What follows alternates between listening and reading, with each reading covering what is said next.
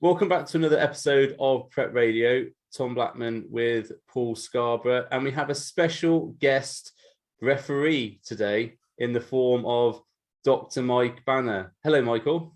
Hello, thank you for having me. It's a pleasure to be here. It is a pleasure to have you. And Paul, are you going to say hello to Mike, or just get you on mute again? I'm not. Hi, Mike. Hello. Thank you for coming on the podcast. We decided a couple of podcasts ago, because we've sort of improved our output of podcasts in 2022. Mm-hmm. Although we've been running this for 5 years now, Tom, something like that. 5-6 years. I think it's about 4 years. We've got like a third. Was it just after my transplant? It was just after my transplant. I think we came up with the idea, and I think we're on like episode 40 something. Where it's 50. This one is 50. Right. So 50 podcasts in 4 years. And I've seen podcasts that have been up for 4 months and are way past that. So, so you're our first guest in 2022, isn't it? Wow. I think so. I'm not sure actually. Yeah. I can't remember that. Remember. So if there was a guest before you, we can't remember them. So they weren't any good. So, so welcome, Mike. Welcome. Thank you. Thanks for having me. If you wanna just do a brief introduction, to tell everybody who you are and what you do, and Sure. blah, blah, blah. My name's Mike. I am a GP in the NHS, and I guess, we met through the fact that I basically went on a bit of I hate this word, but a journey of lifestyle change. And in so doing, I decided I should learn more about like nutrition and things like that. And went to a nutritional event where I met you guys, where you told lots of stories. I knew Tom already through Emil, but that was the first time I met you, Paul. And I've seen you both at multiple things. Most recently, I think Tom was trying to give me COVID in a lift in Liverpool, but he failed, which I'm very happy about. Yeah. I didn't know I had COVID then. Why no? Yeah, FedEx. Yeah. We were the super that was spreaders the last there. time. I think that was the last time we saw each other as well, Mike. Yeah, at breakfast. Yeah, at breakfast. Yes, with Emma. With Emma and Josh, and all of the large people. Sass was there, I think, as well. Josh Malley taking up the whole table, seating. It was room, ridiculous. Building. Yeah. So all right, excellent.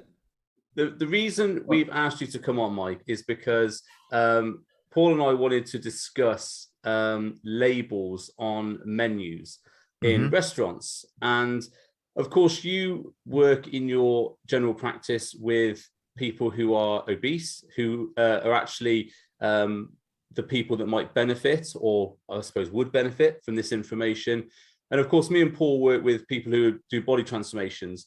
But the people we work with are very motivated to change their body, and obviously they're paying loads of money to do it, so they're obviously very motivated. Whereas people who maybe come in and see you in the GP surgery are not so motivated, or some of them aren't so motivated. So we wanted to get your take from a general population view on is the calories on menus, is that helpful? Is it a good thing? Is it a bad thing? What your thoughts were, and then me and Paul could discuss it from our side in terms of working with clients. So, Michael, the floor is open. Well, it's a very complex issue. Number one, I think people don't necessarily realize how complex it is. And I think that part of the problem is it's a public health intervention, and public health interventions, by their very definition, means that they are designed to try and have the biggest impact on the largest number, or the biggest positive impact on the largest number of people. So it's quite frequent that you or I or anyone else might look at a public health intervention and go, that doesn't make any sense. I can't understand how that could possibly be of any use to anybody. An example I would give of this is the sugar tax. If you remember, a few years ago, the sugar tax was introduced, and many people, myself included, were like, what is this nonsense? Why are they demonizing sugar? What is the problem with sugar? Why are they trying to tax sugar when sugar isn't what's necessarily making people obese or causing this problem? And when you look at things on the surface and you don't know about public health and you don't understand these things, you don't necessarily understand why these decisions have been made, and they can seem completely ludicrous. Do you guys agree? Did you think that when you first saw about the sugar tax? Oh yeah, I did. So Yeah, I went to a talk that I organized or helped organize by a lady called Jenny Rosborough, who works with Public Health England. She's head of nutrition for Jamie Oliver. And so she knows a lot about nutrition, but she also knows a lot about public health. And she was talking in her talk about the sugar tax and explaining why it's used. And what she was basically saying was that it's not because they're demonizing sugar. It's not because they think sugar is causing obesity. It's because over the last however many years, food companies have been putting more and more and more sugar into their formulations to make things taste sweeter, to make things taste better, to outdo the competition, basically. And what was being realized was that it was more sugar than anybody needed. It wasn't useful for flavor. It's not a useful nutrient, so it's not providing anybody with anything beneficial. It's adding extra calories that aren't necessary, and it is harming people's teeth as well. It's got other reasons why you might not want to use much sugar. And so it was generally decided that it would be a good idea if companies reduced the amount of sugar that they were putting in stuff, right? You can't really argue that that's not a good idea. No. Yeah. But what was happening was that they introduced the idea of doing it voluntarily, but nobody did it. And the reason that nobody did it is because, let's say, for example, and I don't want to say anything that's slanderous, but I'm just using these made up examples. Let's say Costa reduces the number of, like, the amount of sugar in their Frappuccino, but Starbucks around the corner are still using the same amount of sugar. So everyone's just going to go to Starbucks instead because they think, oh, this tastes sweeter, it tastes better. People are going to go to that. So actually, companies wanted restrictions to be placed on sugar so that everybody, so there was a level playing field, basically, so that everybody had to reduce the amount of sugar that was going into their stuff. And the only way that you can do that really is by legislating and by trying to actually, say you have to reduce the amount of sugar in this by this, and adding tax to it, so adding sort of punitive things if they don't, so that they're not making more profits by adding more sugar, basically. So when you put it like that, it kind of makes sense, right? Yeah. So what it then so makes why, you, sorry, what I was going to say is, so why don't you think they put it like that? Because they didn't, obviously, when it came out, they didn't put it like that. But well, I think they probably did if you read the public health white papers, the Public Health England papers that they released publicly to allow all of this stuff to be, given to the public. But people don't read those things. People read the Daily Mail, and actually the Daily Mail and the newspapers are going to report the stories in ways that are going to sell them rather than necessarily ways that are going to make people happy. Like outrage is probably more likely to sell a newspaper than Sense and Sensibility. So really, no, really, I know. Wow. It's a huge surprise to all involved. But so, I mean, when you look at it this way, it does make you wonder if actually the motivation, and I haven't read, again, particularly the white paper on this either, but you wonder if actually the motivation is to try and go, hang on a minute, why are all these supposedly healthy eating food chains selling us meals that are 1,500 calories, and they're basically chicken and rice? Surely they could be doing this better. Surely if everyone knew how many calories was in this, maybe fewer people would order those things. Maybe they would think, oh, we've got to think about reformulating this because it's just too much. And I think what frustrates me about it is I feel like I've been speaking about this nonstop for 3 weeks. So it's hard for me to distill out the basics. But essentially, the argument for is that it means people will be more informed and people can make decisions and people can choose lower calorie options, or also that people aren't choosing rubbish tasting salads that actually end up being 300 more calories than the burger that they would have ordered if they'd left to their own devices. So those are kind of the upsides. The downsides are that there are a lot of people with a fear of overeating for whatever reason, whether they've got eating disorders or disordered eating, or people who are on diets, or people who are worried about eating too much or over consuming calories. And it can be very hard for these people to do things like go out and socialize and have dinner with their families. And if it's shoved in their face how many calories they're eating, they're going to struggle in those situations. It's going to lead to increased anxiety. It's going to potentially lead to them not wanting to go out for meals. So those are the criticisms, and it's defining health through the number of calories, which is one problematic feature, because they're not putting the amount of salt in there, they're not putting the amount of saturated fat on there, they're putting the number of calories. So they're kind of lending more weight to the notion that calories are defined by that health is defined by calories, that weight is the biggest determinant of your health. And these are the things that people object to. Well, in a way, that's, you see, when I heard of this, and I'm in favour of it, as you know, I just couldn't understand why getting an informed choice, be it now, I don't have any expertise, any experience with eating disorders or anything like that. To be honest, it's probably better for me to get my wife, who's a psychologist, in, and she majored on that on a degree, so she would know more. But you would think that they wouldn't, from a layman's point of view, you would think that would cause them less anxiety if they knew, what had all the calories and what didn't. Or is it just the case of, do you know what, if we don't know, we don't know? I think it would mean that firstly, people would have no choice, because they would feel that they needed to only have the thing with the lowest number of calories on it. I think that knowing the amount of calories might lead you not to enjoy it, because you're worried that it's too many calories. So you might not eat it, you might not finish it. It just is. The anxiety comes from knowing that you're over consuming calories and being unable to. And I mean, even just from a personal perspective, like calorie balance is quite important to me. I often struggle to maintain a calorie balance. I love eating out. So, often I will not care how many calories are in what I'm eating, but often it's more of a case that ignorance is bliss. And so, for example, a few weeks ago, a couple of months ago, I went out to lunch to Chiquitos, and I actually struggled to order the food, because I was like, everything on this menu is 1,200 calories, and I only really want to eat 1,800 or 2,000 calories today, for example.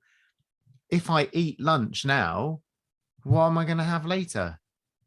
And I think it's that sort of that thinking that people think is not necessarily healthy for people to be thinking. Like, actually, if you're going out for food, you shouldn't be worrying about how many calories it is.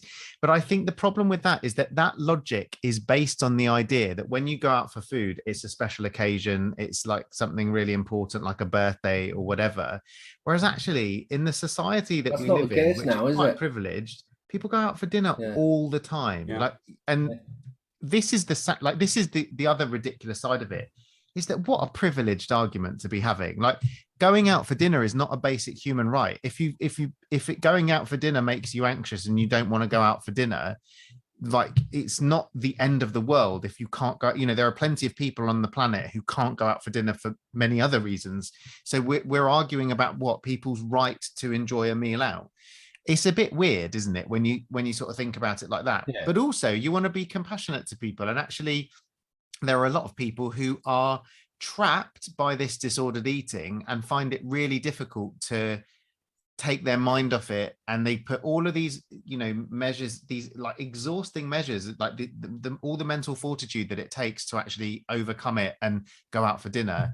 And then they're faced with this, like, all of the calories are sort of shoved in their faces. I get it. I understand why people don't like it.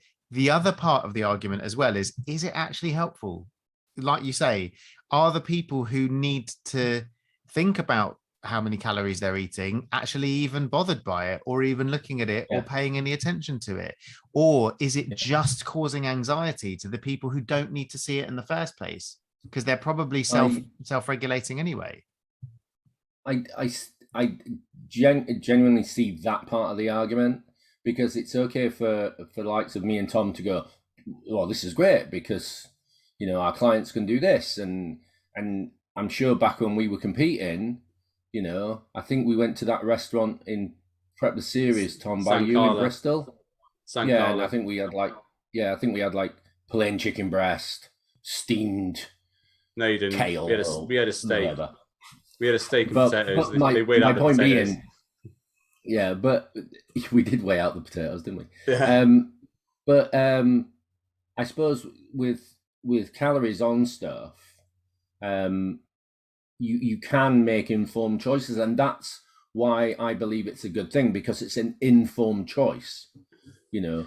But then again, I've never suffered from an eating disorder, so I can appreciate that any choice that gives you more information that you would normally have can cause you issues.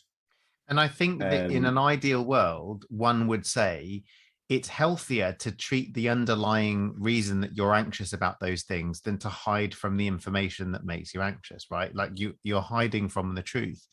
The problem is, in reality, how easy is it to get the kind of help that you need to try and manage an eating disorder? Not easy is the answer. No. And so actually there are a lot of things that people sort of have to put in place that are kind of barriers that are used sort of protectively. And I'm not an expert on eating disorders either, nor am I necessarily an expert on kind of the anti-diet movement and all of their reasoning behind not wanting to use weight loss. But I think the point is that there's enough about this that is potentially a bit problematic to make you think, firstly, I really want to know if it's actually going to do any good, because it is going to potentially risk some bad. So what you're trying to do in a public health intervention is help the most amount of people while harming the least amount of people, right? And I am grateful for the fact that I don't work for Public Health England, which means I don't have to make those sorts of decisions, because I can imagine, you know, how difficult is it to make these decisions when you actually look at, I mean, if you look at social media, you'd think that everyone thinks this is a really bad idea, because it depends who you follow on social media. It depends who you listen to. It depends who you see. And then, you know, like, I kind of also think that there has been no emphasis or pressure on restaurants to go, like, what the hell do you think you're doing? Like, why are you feeding people as though they need this many calories? Like, you're supposed to be feeding people meals. Like, this is meant to be a meal, not a a banquet for a large number of people. And actually, where does the responsibility on the food industry come to actually portion things properly and go, this is how much is a normal amount of food for a dinner?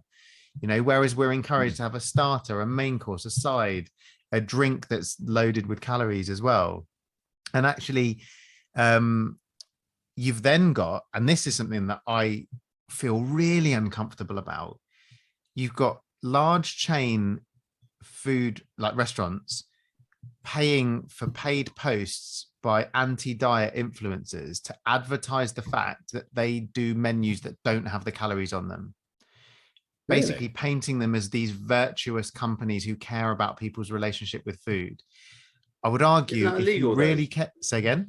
Isn't that illegal? I thought they had to have they have to have the menus with the calories on them, but I think they are allowed to have, you're allowed to ask for an alternative that hasn't got the calories, like if it makes you anxious, for example. So they're providing an alternative to people who don't want to see the calories.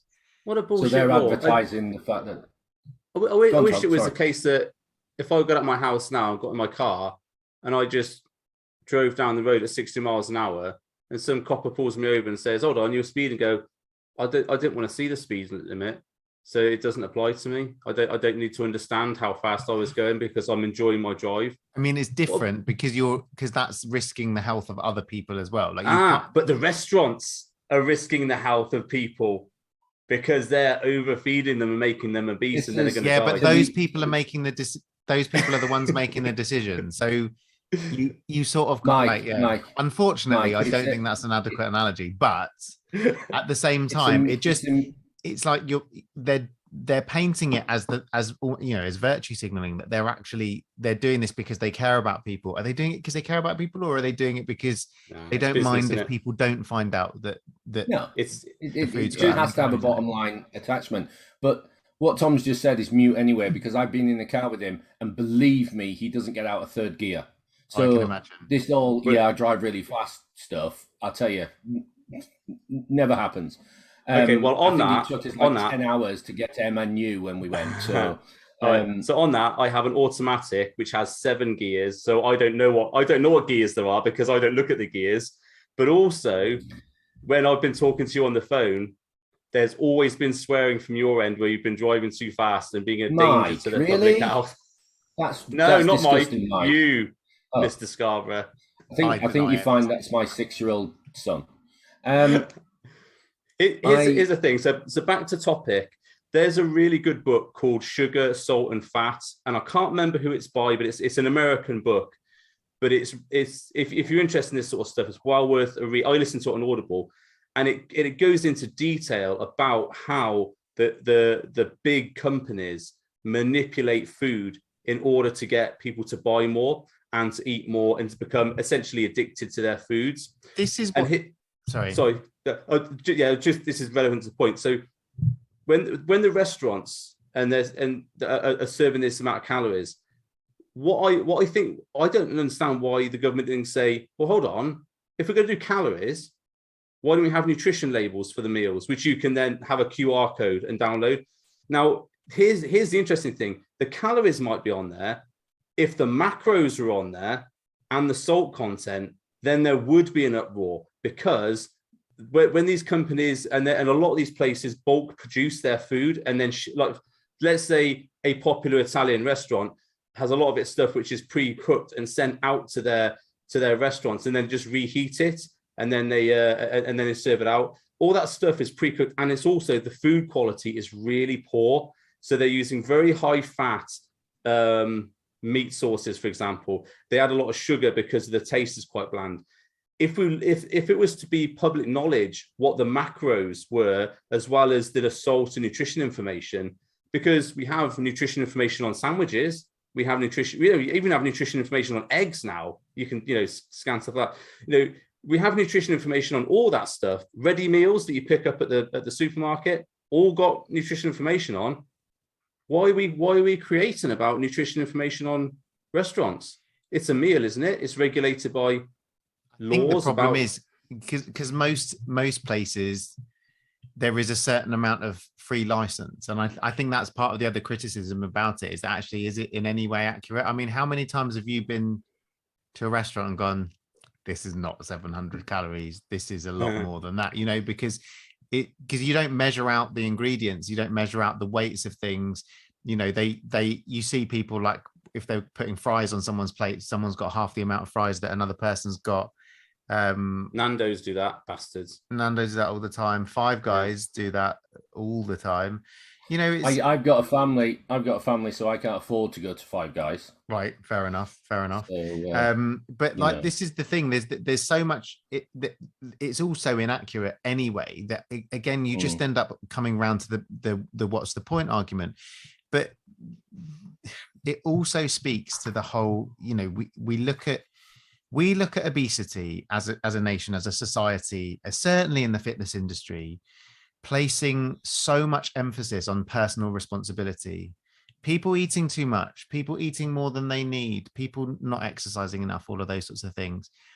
Unless, and I would argue this vehemently, unless you are highly motivated to not be overweight, all you need to do is exist in today's society to have the likelihood of being overweight, because you don't have food sold to you basically having it shoved down your throat by these companies.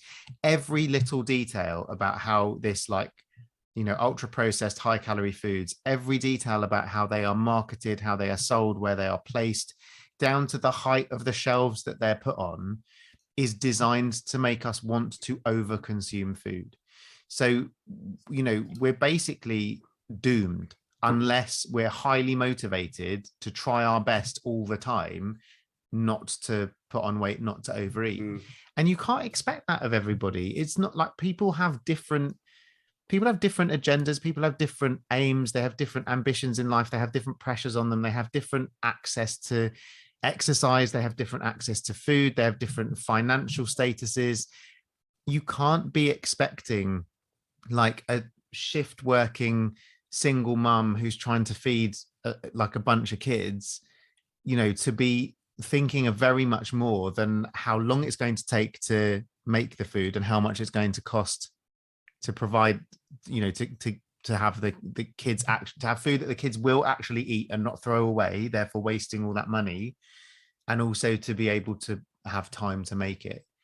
So there's so much that goes on between the ideas of what is society's responsibility and what is personal responsibility. And it's really easy for us in our stupid ivory towers to go, oh, well, people just need to eat less and move more.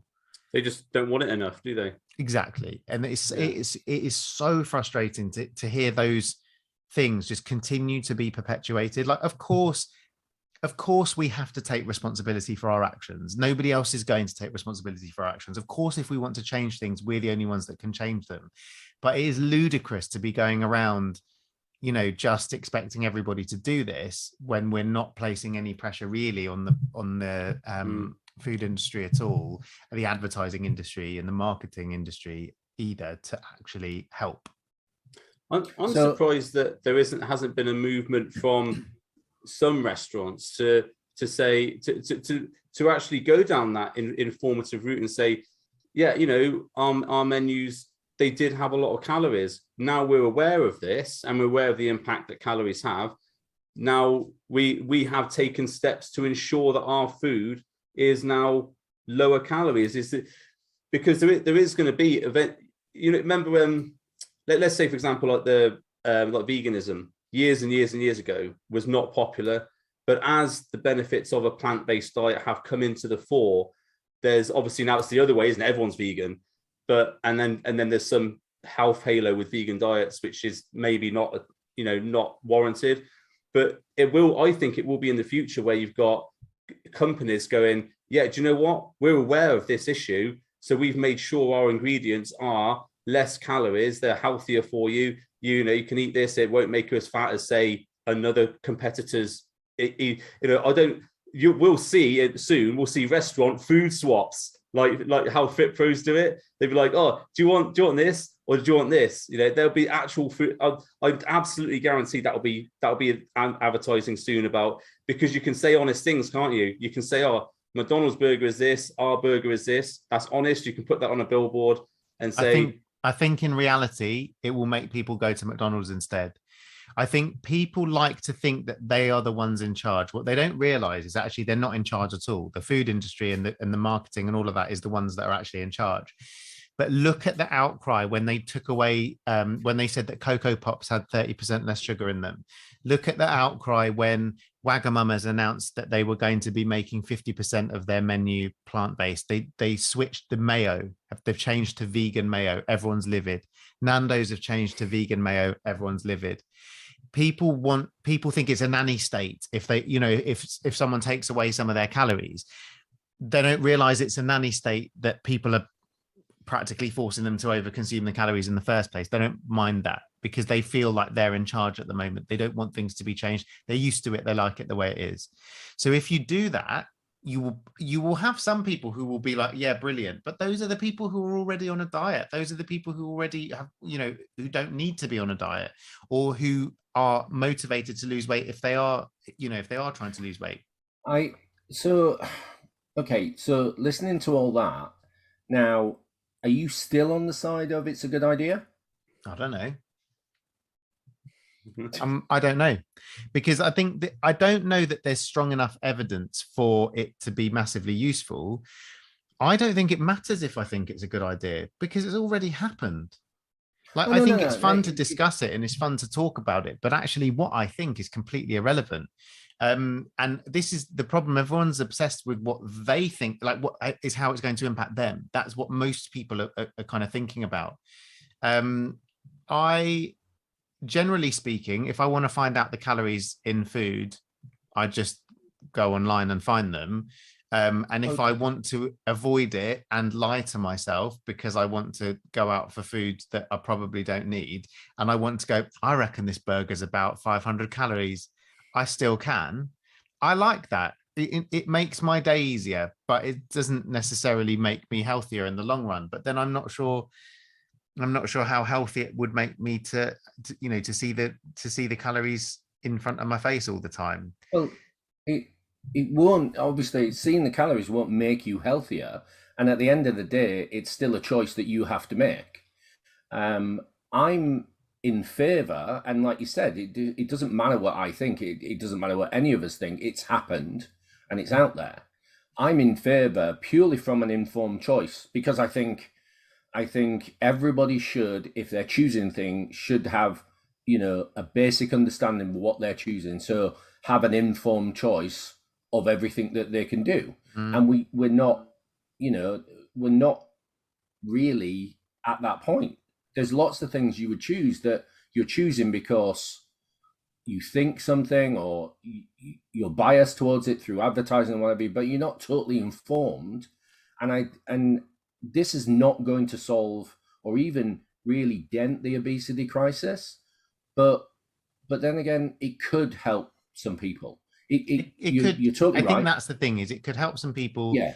It could hinder some people. I think ultimately, if it ends up causing a reformulation and a rethink of how we eat out in terms of from a restaurant perspective, I don't think that would be a bad thing. I mean, I think it's clear it's got out of hand in terms of, when you go out for dinner, if you order what's recommended to you by a restaurant now, you are full to bursting. But not everyone needs to be full to bursting every time they eat. That's just the way it is. But it from my perspective, as a coach, my 10 years ago, my clientele, and Tom's as well, would have been very different to ours now.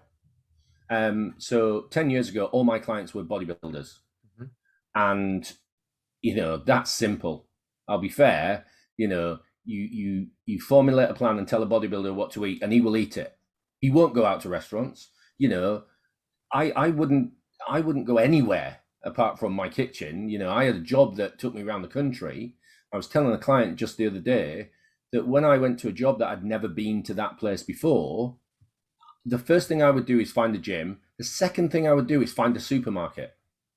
And then I would get all my food and prepare it in my room. And if it was in like the autumn winter season, to keep it chilled, I would put it in a bag and hang it out my window. Seriously, I genuinely did that. And having this back then may have tempted me to maybe be a little bit more sociable in my private life with my wife and the kids and stuff like that. But then again, that brings up what you've said, Mike, and that is, how right is it? How accurate is it? You'd have never done that on prep. You wouldn't have been able to trust it unless you were ordering like plain chicken and going, you can't touch it. No. Yeah. But also, that's people who are engaging in an extreme sport. That's a completely different demographic in terms of the general public. No, without a doubt. And my point was that back then, that we're now, like Tom, most of my clients are not bodybuilders. They're not competitive people. They're people that train.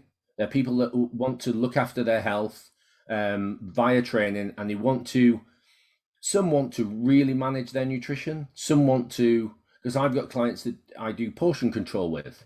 I've got clients that weigh food, and a lot of them are on like a flexible sort of thing, where macros or a day's calories or whatever, and they have a flexible eating plan. Now this, because what's been out for quite some time is the calorie guides for takeouts like McDonald's and Nando's and and stuff like that. Now I give them that, and I say, use that, use your knowledge, use what I've coached you to build meals so you can go out and be, I suppose in a way this is the next step really for restaurants to show it in-house rather than, like you said, you go on the net and you can find out what's in it anyway. I went to the Harvester near us, and I don't care about naming things. I know. But I went to the Harvester and I got the menu, and they've got it all on there. And I kid you not, and believe me, nowadays, I don't care. I really don't give a shit. So I'll eat what I want to eat. But I was looking at burgers that were like 2,200 calories. I think that's the thing, is that actually, like, it does ruin it. Like, because you're like, I don't want. Yeah. It's not that I don't want to consume.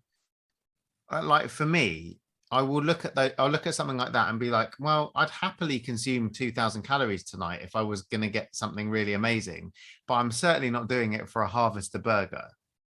And that did, that did influence me, because I can say that, I'll do it, and whatever, but I'm not a big going out, eating out sort of person anyway. This was mainly for the kids, and we've just done a big hike and stuff like that.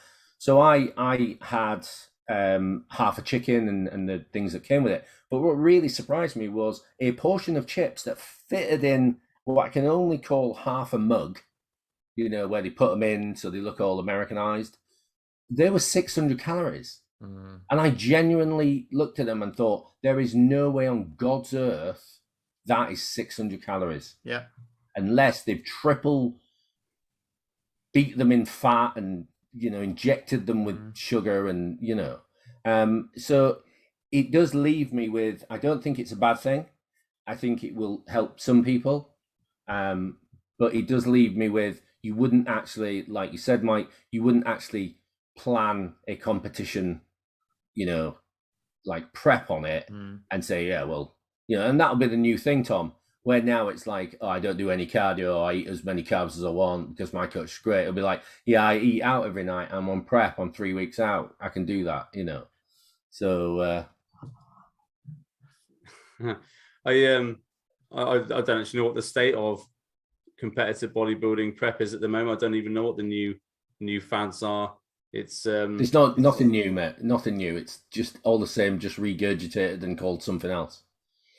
But you know what? There is actually a couple of coaches who still prescribe Pepto Pro to their clients. After we did our podcast, I don't know if you, obviously, Mike, you listen to every podcast of ours, so you'll know that last podcast we discussed like forgotten supplements, like Pepto Pro and Vitago and all that sort of stuff.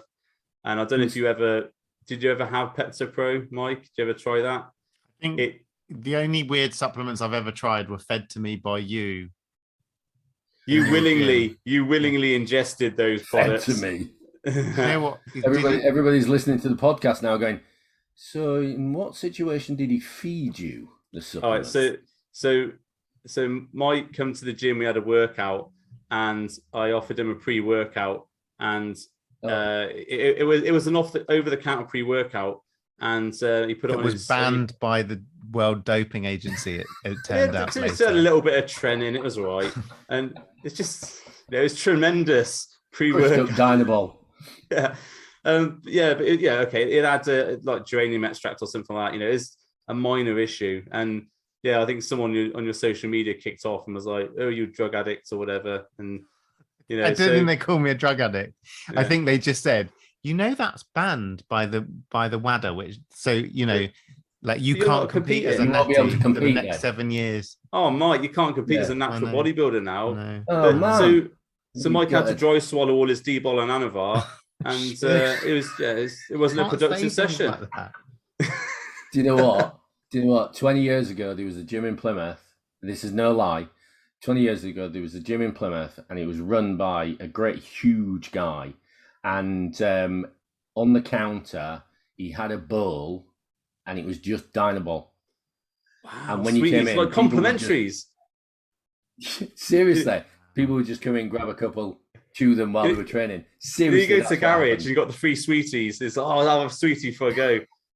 But I used to work in a garage when I was younger, and the guy used to come in like every week and just be like with the sweeties like in his pocket, like shh, free aren't they? Put it down and fuck off. I'm like, you tight fuck. And you probably sit all week eating these free sweeties in his truck, and then come back the next week and get some more.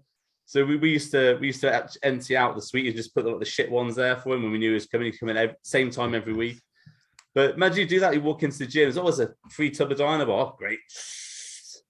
Take those for later, off we go. Blimey. It's giving me an idea for ministry. So what else have you got planned, Mike? Because I know you do a lot of speaking.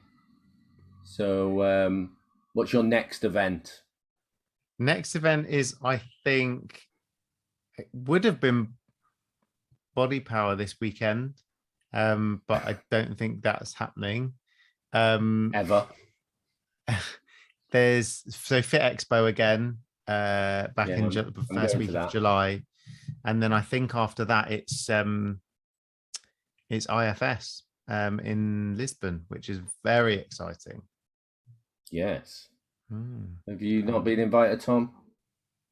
Where to? No. IFS? Yeah, no. Everyone's invited to IFS.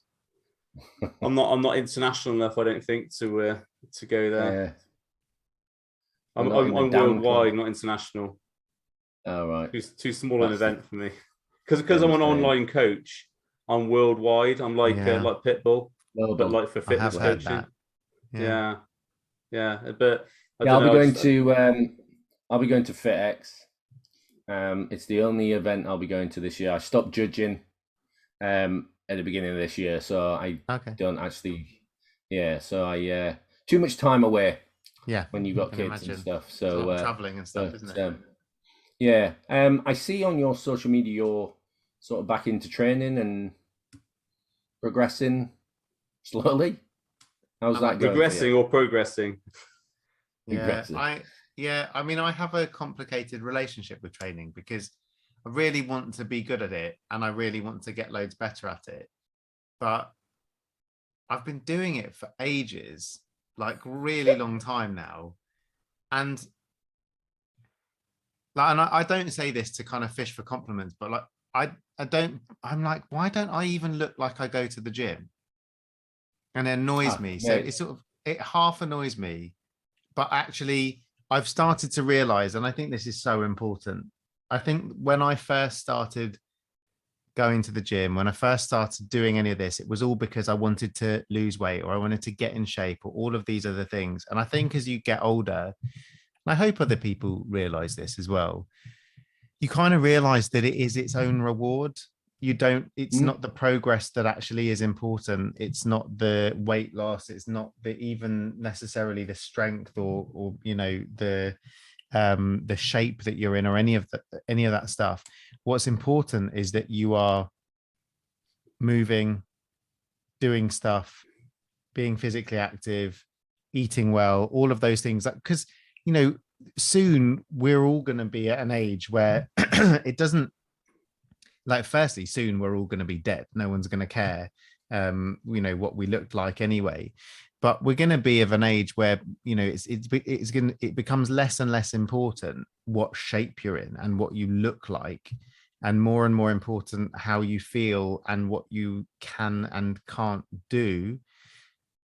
And I think it's sad that we spend so much time on this sort of fleeting part of our lives where it even remotely matters. And I think that's sort of, I think it's great to be motivated. I think it's great to try and, self-improvement is great, but I feel like you've got to be happy with where you are as well. Because if you spend your whole life miserable that you're not, that you don't look like what you want to look like, or you don't weigh what you want to weigh, it's like you're just wasting it, aren't you? There's something there about it's the habits thing, is it the casting votes for the person you want to be. So if you're going to the gym regularly, if you're eating well 80% of the time, if you are making conscious or even subconscious or unconscious decisions that move you towards a healthier lifestyle, like taking the stairs instead of the lift, like walking 20 minutes a day rather than scrolling Facebook, whatever. All those actions, although on their own are nothing, apart, well, training is fairly substantial action, but if you're doing all those things together, that snowballing effect of it's like a gateway into other things. So if you, for example, walk 20 minutes a day, you're more likely to make positive decisions with your food. You're more likely to go to the gym rather than staying home. You're more likely to, I don't know, anything that's health and fitness related. Whereas if you start the day by, say, scrolling through Facebook rather than getting up and walking outside for 10 minutes or whatever, you're already on that path down, I'm going to be a bit lazy today, that sort of thing. I can relate more so than most, I guess. Obviously, when I was a bodybuilder, I was a bodybuilder. That was it. It was my life. I was obsessed with it. Everything I did was based around being bigger on stage, being more ripped on stage, everything like that. And people who are not into that don't really understand. I'm sure Tom's had this as well, but you get called selfish, and it's an individual sport and things like that, and it is very selfish, because you've got to think when I was I've always said that my peak over the 25 years I competed was probably from 2007 to 15, 2006, 7 to 15, and in that time I would always think about what's next, what am I eating next, what am I drinking next, what am I training that day, what am I training tomorrow. Do I need to do something today to prepare me for tomorrow? The day after, what am I training the day after? Does that affect what I'm training today? And all that stuff, and everything that is involved with bodybuilding at a competitive level, even the drugs, everything was all planned out precisely. Watching prep, people say to me they couldn't understand how I could prep while traveling around the country and being in hotels and stuff. But for me, it wasn't a choice. That's what I had to do. If I wanted to compete, that's what I had to do. I would genuinely just eat tuna out of a can and rice cakes dry in a hotel room if that got my macros and calories in. That's it. And I couldn't imagine anything worse now. I obviously had a bit of an intervention, with nearly dying and all that stuff. Slight intervention. Slight. And my world now looks very different. I've still got that drive inside me. I've still got that will to train, but the training I don't depend on a physical outcome from the training. I depend on a mental outcome. It just makes me happy if I can get in the gym and I can do a session, and even more so now because I've just made the decision to get my shoulder totally replaced. It hurts now all the time, and I'm on a stupid amount of painkillers. I'm currently on 40 milligrams of oxycodone a day and 150 milligrams of tramadol a day, and it still hurts. It just doesn't hurt as bad. So the doctors have said, we can't continue like that. So I do train like you've just said, Mike. I go to the gym to see what I can achieve. And it's hard sometimes. I'll have a bad day with injuries. My shoulder will go and I won't be able to do anything, so I'll do legs, and then I haven't got the strength I used to, and stuff like that. And I'll come away from the gym feeling really shit, remembering, the old days, and Facebook memories have got a lot to answer for, I'll tell you. So, but then again, I'll have a session like I did tonight. I was in a little bit of pain when I came out, but I had a good session. I accomplished something that I didn't in my last chest session. So for me, that's what drives me, and I can sort of understand what you're saying about, the length of time you've done it, and, your progression and things like that. But then I think you've got to then ask yourself, have you done it consistently over that time? Have you eaten consistently over that time? And have you progressed at all? If you was to look at yourself, 5 years ago, are you a different person physically and than you was then? And if you are, then you have progressed. I think that's the point. I think that's the yeah. Everybody starts from a completely different place, and everybody is, in a different situation. And I think what I always have to remember is that I started training already like in my 30s at a level where I'd never done any exercise at all for my whole life. But I think I was very overweight at the time, so it was always focused on, fat loss. But I think that this is the thing, is that like you said, it doesn't, whether or not I was consistent. I think I was consistent with training, but then let's say, for example, if you're going to a HIIT boot camp, you're not going to, and you're in a calorie deficit for 7 years, you're not really going to build a significant amount of muscle or strength. But even despite that, I guess I have in the context of where I was. And I think that's the important factor to say, is I probably have made a lot of progress, but it doesn't put me to where, like my peers might be. So I think that what I always have to remember, I think that so much of this is psychological. And we've had lots of conversations about this in terms of, I often see you talking about like your past, like your glory days, like you say.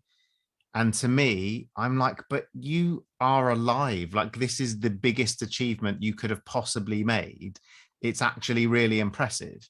And very nearly didn't happen. So to me, I'm like, that's so amazing. This is brilliant. But sometimes I get moments, and this is me kind of being completely honest, like about myself. It's not that I necessarily have a problem with it, or I think it's, I don't think I deserve to be in, in a different situation than I am in at all. But I get self-conscious, for example, that I am on a stage at a fitness event doing a talk about fitness, and actually I'm a bit shit at it. Like, those are the things that go through the back of my mind. Like, what do you think you're doing? Why on earth are you up on a stage talking to, bodybuilders about things that might be related to, and actually like maybe that's part of the reason why, I used to talk a lot about things like nutrition and fat loss and training and all of those sorts of things. And actually, I probably don't talk about those things as much anymore. I talk about the things that I am more of an expert on, things like mental health, the psychological side of things, body image, all of those things. And that's the right thing to do. Like, actually, I shouldn't be listening to like random GPs who happen to lose weight about talking about fat loss. I should be listening to nutritionists and experts and all those sorts of things. And, part of it is that, but part of it is also that kind of, who do you think you are kind of, mentality Imposter that you get. Syndrome. Yeah, exactly. Yeah. I get that. I suffer, and Tom knows this. I suffer from imposter syndrome, and a lot of people will probably go, "Nah, really?" But I can't stand in front of a load of people and give a talk on something. I'm better in a smaller environment, very just very personal with a group of people, and that doesn't faze me at all. But I think what the industry needs, because let's be honest, people talk about training and nutrition are 10 to a penny. There's loads of them. You can close your eyes and just hit Instagram and you've got one. That they're all over the place, and no one's telling anybody anything that no one else is telling them. Mm-hmm. You've got people that use their body to really push their methods and things like that. And then you've got people like me and Tom who are evidence informed, you know, and then you've just got people who are just damn right stupid. But I think what the industry needs is probably less people talking about nutrition and training. Because let's face it, I'm sure me and Tom can give a list of people who talk about that are completely not experienced in it and shouldn't be talking about it.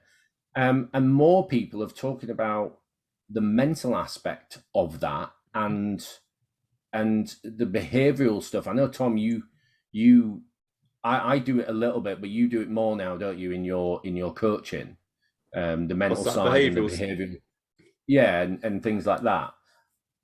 Yeah, I think the for me, when I'm working with clients now, it's all about behavior. And don't get me wrong, I'm not any sort of behavioral scientist or anything like that. My knowledge comes from experience, 10 plus years working with people, listening to people like Mike, because Mike, your stuff is really insightful. And you know, when I hear like you and Emma and Dan talk on the podcast, because I do listen sometimes to your podcast, there's very insightful, sometimes on the good episodes, like when I'm on, there's some really insightful stuff there. Where that's annoying. That is. Yeah, and it makes, the thing is that there's an interesting, I saw an interesting quote or something on Instagram today, one of these, you know, guru people, and it was you know, it's the best thing is not when someone says, oh, you're right, when you're having a discussion, it's you made me think.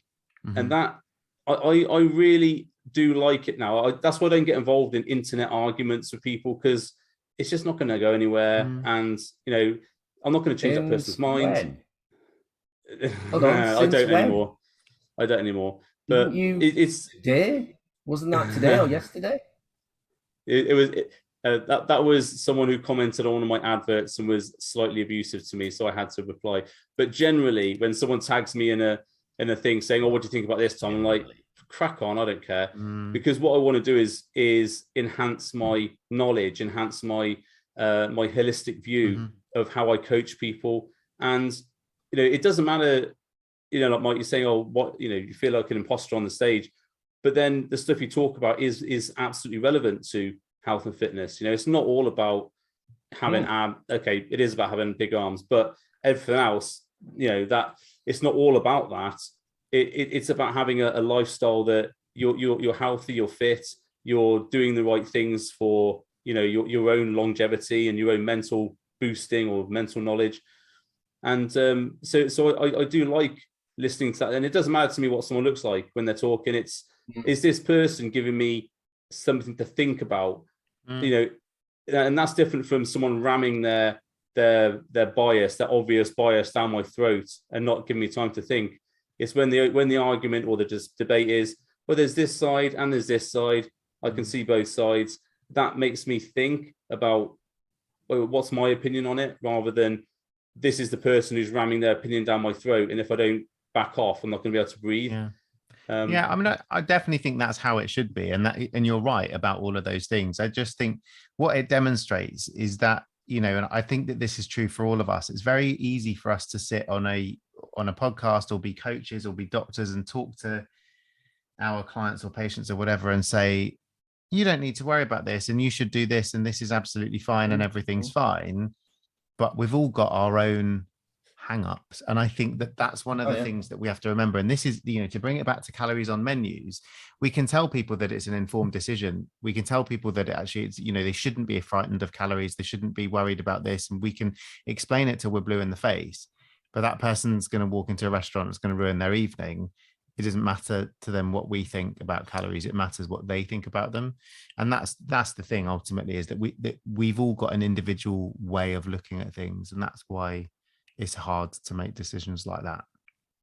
And I get that. And you're never going to please everybody all the time. Of course. And that goes across the board with pretty much everything. Of course. You know, but the thing is, what got me there, Mike, is I'm like Tom. I follow you. I know you've only just started following me, But I followed you for like 5 years. What are you on about? all right, okay.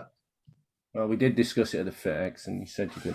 Anyway, that's not the point. Anyway, the point is, You said I didn't follow you because you were talking about a different account that I didn't even know about. I was following you because Anyway.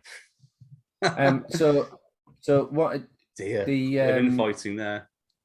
But I do. I obviously I know you, Mike. So we've met a couple of times, and I know you, and I think you're a good guy and stuff, and you're quite funny actually. But then again, look what I'm comparing you to. So I follow you for that reason, and then I do think you put a slant on it that maybe not many in the industry has, because in the industry most people are bicep, abs, competitors, and that sort of thing. So you do think a certain way, as that you do think a certain way. So you then, like I said at the beginning, everybody talks about nutrition and training. Everybody does. And the extent of what people talk about mental health and the mental side of it all comes out with some quote that they found on super quotes or something on Google. And they'll do that, and everybody goes, "Oh yeah, he cares about my mental health." And then he's back to getting a six pack and stuff like that. Now I know really advanced bodybuilders, more advanced than I ever could have been, and they know jack shit, and me not being on equal pegging with them, I told them what to do, so they looked better. So you being on a stage speaking to bodybuilders in the audience, you've got to see it as you're telling them something they have no idea of, and if they listened, then they would benefit. And I was on a podcast last Sunday, which is more of a bodybuilding podcast, and there's me answering questions about gear and training and things like that, and I'm a shadow of my former self. So in a way, it is like because a lot of people now, especially youngest, don't know what I've done or who I am and stuff, and they could be looking at it going, that small guy, and that's not for compliments. It's a genuine fear of mine. That small guy, what's he know? So it's I think more people should do what you're doing, and and even Dan, because look at Dan. He's not really much of a physical specimen, really. So and he Dan Osman. Yeah, he used to be, and I've coached him, mate. I'll tell you, it's I'm going to message him in a minute and say, God, do you hear the shit that Paul was talking about you? Massive Dan. Smack talking on our podcast. I will defend Dan Osman till my last breath. No one speaks ill of my bro. Do you know the other day someone came into the gym as a new member, and I was talking about training or whatever on the counter, and the guy went, "Oh, have you competed then?" I was like, "What? Get out of my fucking gym!" Just like, you don't know that I used to compete, and I got. You know who I am? I was like, see all them trophies in there? They're fucking mine, mate. I just really, it's like the new generation coming in doesn't even know that I used to compete, and I opened the gym because I wanted to have a gym to compete in, compete from, because I was like, I hate all the other gyms in Bristol. I was so annoyed. I was like, it's like the guy who comes up to me and goes, "Oh, are you still training then?" I'm like, what? Can you not see the fucking arms, mate? I'll just roll this up like now, just so you can see it. Just that's disgraceful. Upsetting. That's upsetting. Yeah. My day was ruined. I wouldn't have my friend Jamie joined a gym recently, and he's been like obviously very competitive in the past. And I think he said he was signing up to this gym, and when he was doing his induction, they said, "Have you trained in a gym before?" Jamie Alderton. Yeah. Oh no! I can't remember. I shouldn't tell. That's not my story to tell. So I can't really remember what the exact stories of it. But it was something like that. Dear! Like, have you been to the gym before? Like something like that. You know, when they ask you if you've been to Nando's before, and you're like, no! yes, I have been to Nando's before many times. It's bad, isn't it? You see, I shouldn't laugh because I reckon I'd get that question nowadays. If I, I think people. I don't actually think it means anything. I think people on their job. No. They're like, these are the questions that you ask people when they come in, and they ask them those questions. It's not like I think that's down to you, because it was for me, because when I went through all my stuff in 2017, I understandably got severe PTSD from it coming out of it. And when I actually got the treatment for it, I got a light therapy treatment, and she explained I basically lost my identity. So through all the years of competing and being on the forums and stuff like that, I was P-Scarp, and everybody knew me as a bodybuilder and a competitor, and and all that stuff. And because I was 106 kilos when when it was discovered I had sepsis. The morning of my transplant, roughly about 10 months later, I was 72 kilos. Wow. So, I'd been through everything with the sepsis, the operations, the lung collapse, and then in October of that year, just a couple of months before my transplant was thing, I had heart failure and all that sort of stuff, and I'd lost my identity.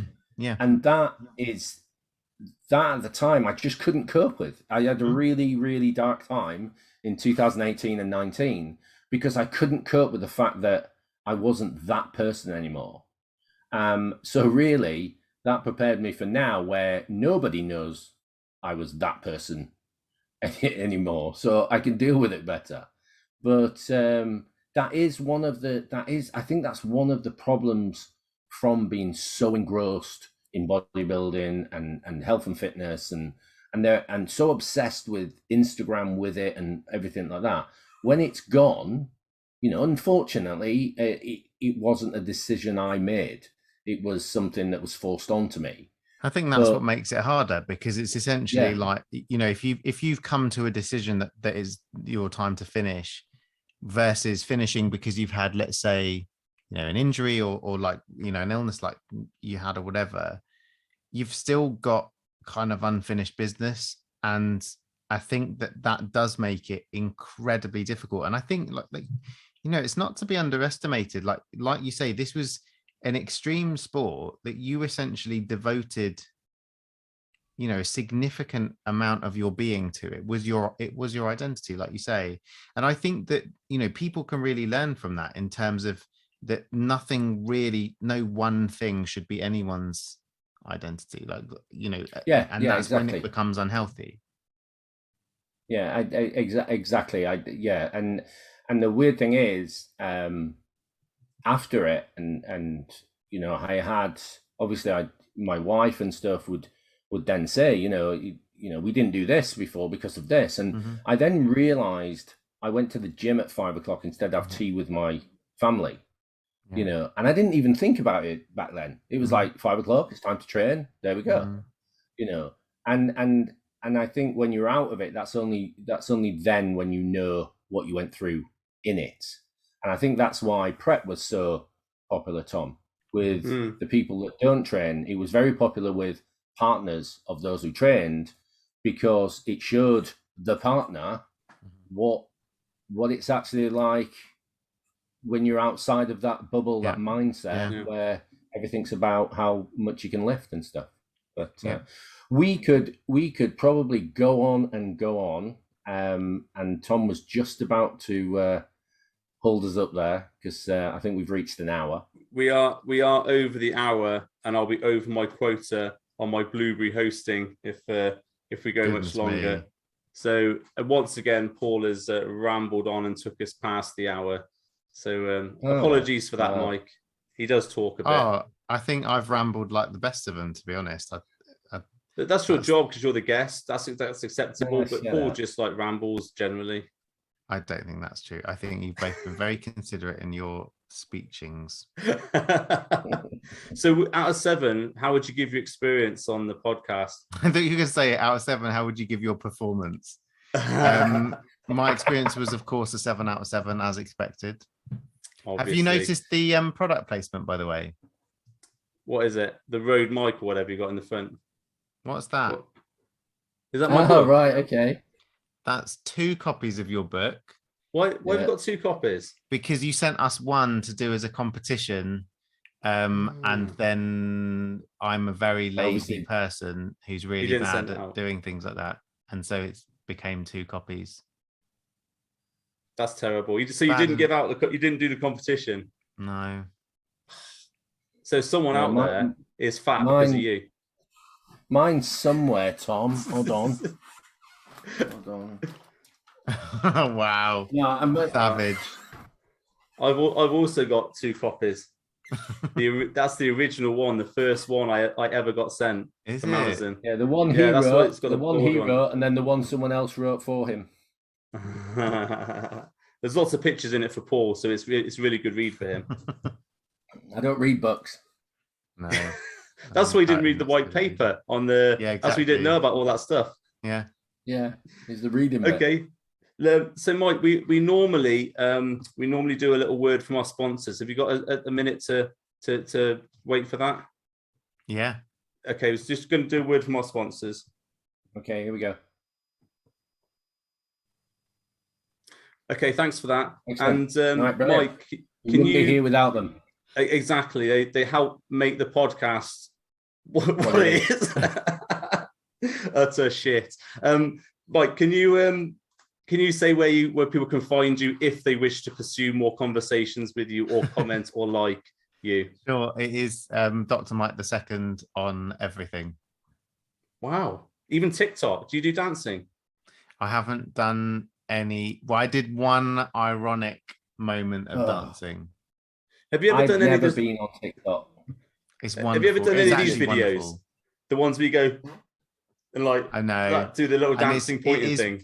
TikTok is actually I think the algorithm on TikTok is better than any other social media. That you can just sit and watch videos that will make you laugh. I have been down that rabbit hole. As a consumer, I genuinely really enjoy TikTok. Yeah, I just don't enjoy making the TikToks. There's a really good account, and I shouldn't laugh at this. There's a guy, and it's a guy who's got Tourette's syndrome, and he cooks food and washes his car and stuff like that. He obviously he's got the channel because he's waking awareness of Tourette's syndrome, but he cooks stuff and like throws the pan at his wife and all sorts. Oh wow, it's brilliant. He washes his car and then tips a load of like dung over it or something. Says wash the car, just the stuff over it.